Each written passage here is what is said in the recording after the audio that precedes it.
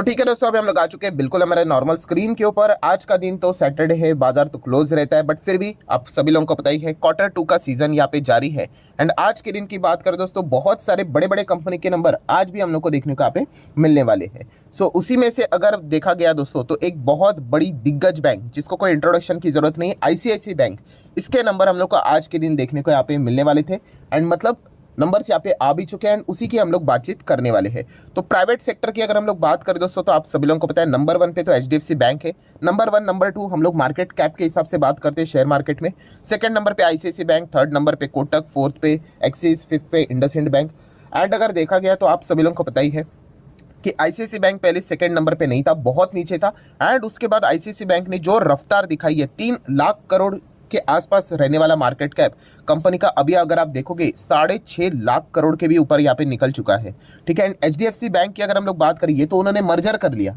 अगर ये मर्जर नहीं करते तो HDFC बैंक का जो मार्केट कैप था लगभग 8-9 लाख करोड़ के आसपास था। एंड ICICI बैंक की अगर हम लोग बात करें, 3 लाख करोड़ से ऑलमोस्ट 6.5 लाख करोड़, इतनी बड़ी जंप मार ली ICICI बैंक ने।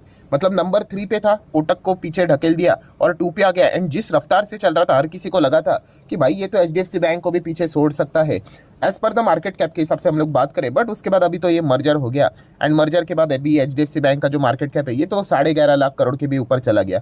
मतलब ICICI बैंक को अभी यहाँ से और डबल चलना पड़ेगा HDFC बैंक को हराने के लिए। ठीक है, एक तो नॉर्मल सी बात मैंने बोल दी। मतलब बताने का मकसद क्या है कि इन दोनों का कॉम्पिटिशन एकदम जबरदस्त देखने को यहाँ पे हमें हमेशा मिलता रहता है। HDFC बैंक के नंबर्स बात करें तो ऑब्वियसली इस वक्त कंपेरेबल तो नहीं थे। एंड मार्केट में देखा गया तो थम्स अप तो जरूर दिया था कि चलिए ठीक ठाक नंबर दिए करके आपने। अभी ICICI बैंक के नंबर कैसे, वो देखने वाली बात है, क्योंकि आपको मैं बताना चाहूंगा दोस्तों, ICICI बैंक ने अभी तक जितने भी नंबर दिखाए ना, मैं इस वक्त नंबर की बात नहीं कर रहा हूँ, पुराने एकदम अफलातून, धमाकेदार, शानदार, 5 स्टार, 10 स्टार, जितना स्टार लगाने उतना लगा लो, इतने खतरनाक नंबर दिखाए। एंड जितने भी इसके कॉम्पिटिटर थे, मतलब अगर आप इनके रिटर्न्स भी देखोगे, HDFC बैंक के रिटर्न्स कितने थे, 5 साल के हिसाब से बात कर रहा हूँ, यहाँ पे देखिए केवल 55, मतलब बहुत ही अंडर परफॉर्मेंस रहा है। देन कोटक महिंद्रा बैंक की बात करें, 5 साल में कितना है, 52%। मतलब सेम, जितने बड़े बड़े बैंक्स थे उनके ऑलमोस्ट रिटर्न सेम देखने को मिले थे। एक्सिस बैंक की बात करें, चलो थोड़ा तो इन्होंने बेटर दिखाया, वरना ये भी साइड साइड ही चलता है, 80% के आसपास के रिटर्न। बट ICICI बैंक की अगर हम लोग बात करेंगे, पूरा गेम ही अलग। मतलब 5 साल में 100 नहीं, 120 नहीं, 150 नहीं, सीधा 190, 200% के रिटर्न। इतना खतरनाक परफॉर्मेंस, मतलब यूजुअली 5 साल में डबल करके देना चाहिए, इन्होंने डबल का भी डबल कर दिया, 3 गुना यहाँ पे रिटर्न दे दिया। तो इतना खतरनाक परफॉर्मेंस दिखाया। एंड उसके बीच में भी 1 साल तो कोविड में चला गया। तो आप देख सकते हैं दोस्तों कि इतना शानदार परफॉर्मेंस। ऑब्वियसली परफॉर्मेंस किस हिसाब से होता है, कंपनी के फंडामेंटल स्ट्रॉन्ग्स होने चाहिए, राइट। जो बैंक में हम लोग NPP देखते हैं, प्रॉफिट, प्रोविजन, NPA, अगर ये सब कुछ बराबर रहेगा, ठीक रहेगा, तो बैंक ऑटोमेटिकली अच्छा करता ही करता है। एंड जैसे कि मैंने आपको कहा था, ये 4 डिजिट में जाएगा एक दिन, और आप देख सकते हैं इसी साल में हम लोगों ने इसको पहली बार 1000 रुपये के भी ऊपर यहाँ पे देखा था।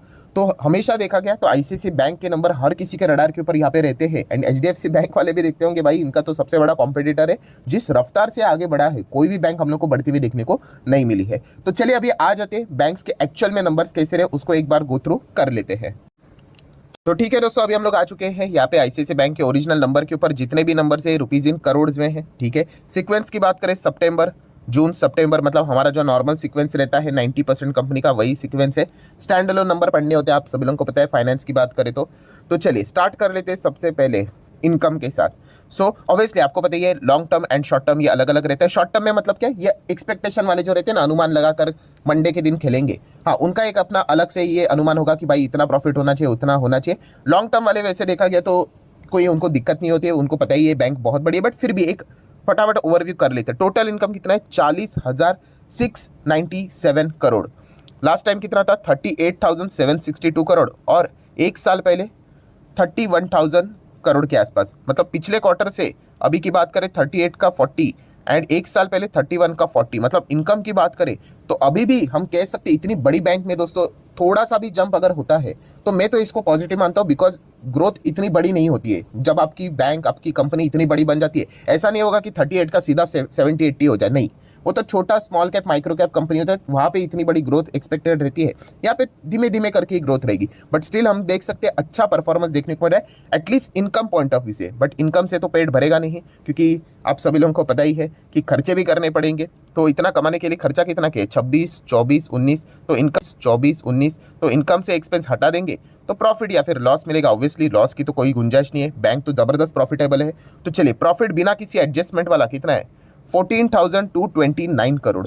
इसके पहले कितना था, 14,139 करोड़, मतलब 3 महीने पहले। और एक साल पहले 11,680 करोड़। तो हम देख सकते हैं साल भर साल का परफॉर्मेंस बहुत अच्छा देखने को यहाँ पे मिल रहा है। क्वार्टरली तो भाई वैसे ही जंप रहेगी 100 करोड़ 200 करोड़ करते करते, बट साल में अगर हम लोग बात करें, पिछले साल 2022 में 11,680 था एंड अभी 23 में 14,000, मतलब 2-3 हज़ार करोड़ का इजाफा हम लोग को देखने को यहाँ पे मिल रहा है। ठीक है, बहुत ही कमाल का परफॉर्मेंस है कंपनी के प्रॉफिटेबिलिटी में। अभी इसके बाद आपको पता ही है बैंक को अपने शेयर होल्डर को बताना पड़ता है भाई कि इतना इतना लोन हम लोगों ने दिया था, अभी वो दिया हुआ लोन में से कितना पैसा वापस अभी तक नहीं आया है, मतलब आप मान के चलिए डूबने ही वाला है। इसको हम लोग क्या बोलते हैं, प्रोविजन। तो प्रोविजन के अलग अलग परसेंटेज होते हैं, रूल होते हैं। तो प्रोविजन में कितना है, 582 का प्रोविजन है, 582। एंड अगर हम लोग बात करें तो इसके पहले कितना था, 1200, और उसके पहले कितना था, 1600। तो बहुत ही कमाल का प्रोविजन हम लोग को ड्रास्टिकली फिलहाल तो गिरते हुए भी देखने को यहाँ पे मिल रहा है। सो एकदम आसान भाषा में बोले जाए तो पिछले 3 महीने पहले लगभग 1200 से 1300 करोड़ यहाँ पे पैसा अटका हुआ था, वो अभी की अगर हम लोग बात करें केवल 500 से 600 करोड़ ही अटका हुआ है। तो बहुत अच्छी बात है, जितना ये कम होगा उतना ही प्रॉफिटेबिलिटी भी हम लोग को बढ़ते हुए देखने को यहाँ पे मिल जाती है। तो पहले जो हम लोगों ने प्रॉफिट दिखा उसमें कोई ज़्यादा फर्क यहाँ पे नहीं पड़ेगा।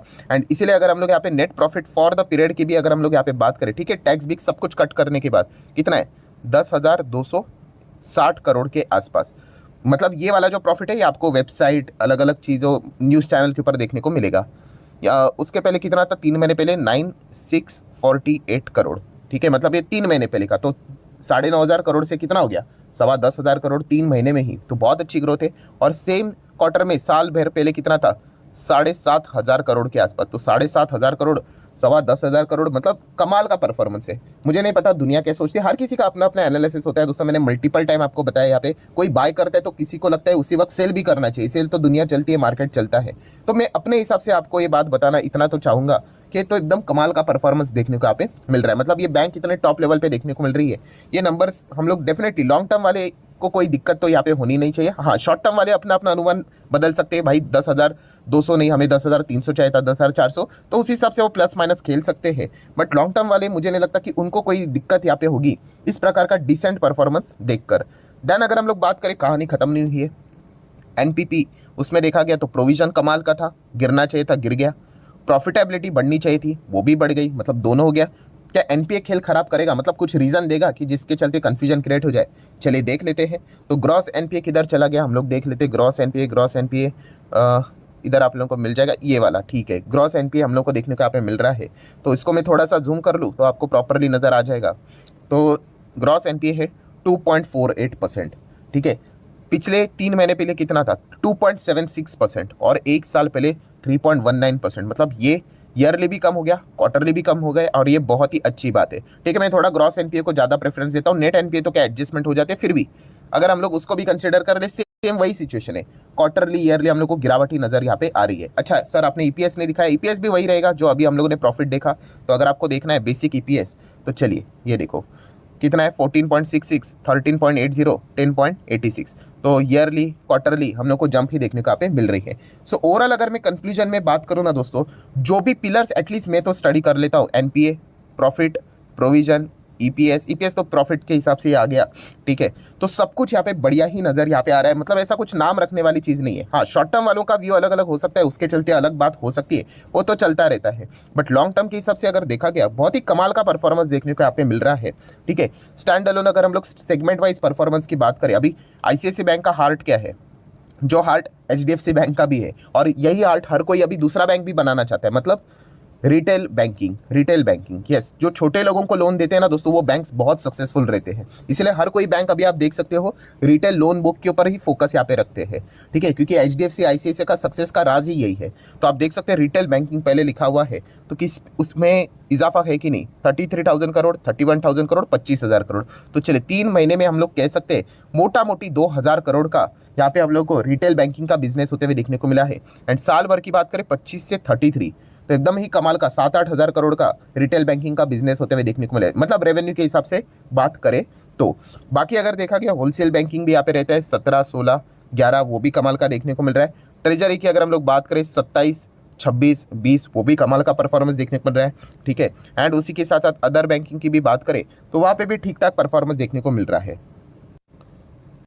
सो दोस्तों कुल मिला के कहानी की अगर मैं बात करूं तो यस, ICICI बैंक इतना क्यों भाग रहा है, यहाँ तक क्यों पहुंचा है, उसके पीछे का रीजन मतलब बोलते हैं ना कि ये डिजर्व करता था, ठीक है। एंड आज के नंबर भी ये बताता है कि ये क्यों डिजर्व करता है इस लेवल पे जाना, ठीक है। तेजी मंदी चलती रहेगी, ठीक है। अभी बीच में 1,000 पे चला गया, अभी 1,000 से 930 आ गया तो लोग रोने लग गए, अरे आप कैसे लंबे पारी खेल पाओगे शेयर मार्केट में, ये तो चलता रहेगा। शेयर मार्केट मतलब कभी प्लस है कभी माइनस है, रोज प्लस होता तो बच्चे बच्चे शेयर मार्केट में आ जाते, ठीक है। ये तो इतना तो नॉर्मली यहाँ पे चीज़ें चली जाती है, 5-10% कुछ भी नहीं होता है, ठीक है। तो ICICI बैंक की अगर हम लोग बात करें, नंबर तो बहुत ही कमाल के नज़र यहाँ पे आ रहे हैं। बाजार को कैसे लगते हैं वो तो मंडे के दिन ही पता चलेगा। अभी व्हाट नेक्स्ट में, हाँ अभी सैटरडे है, वरना हम लोग क्या कर लेते, ICICI बैंक का जो ADR है, ADR मतलब न्यूयॉर्क स्टॉक एक्सचेंज में है, हम लोग उसको देख लेते, जो कि $22 के आसपास हम लोग को देखने को यहाँ पे मिल रहा है, ठीक है। इसने भी पिछले 5 साल में अगर आप देखोगे कमाल का परफॉर्मेंस यहाँ पे दिखाया। अभी इसका तो कोई जिक्र तो होगा नहीं, क्योंकि आज तो मार्केट क्लोज है मतलब सैटरडे संडे तो क्लोज ही रहते। तो बाय डिफॉल्ट अगर हम लोग बात करें मंडे के दिन सीधा ICICI बैंक के ही शेयर के ऊपर हमें फोकस रखना पड़ेगा। इनफैक्ट ADR वाले भी हमारा ICICI बैंक का ही शेयर को फोकस में रखेंगे कि कैसा रिएक्शन नंबर्स के प्रति देखने को यहाँ पे मिल रहा है करके।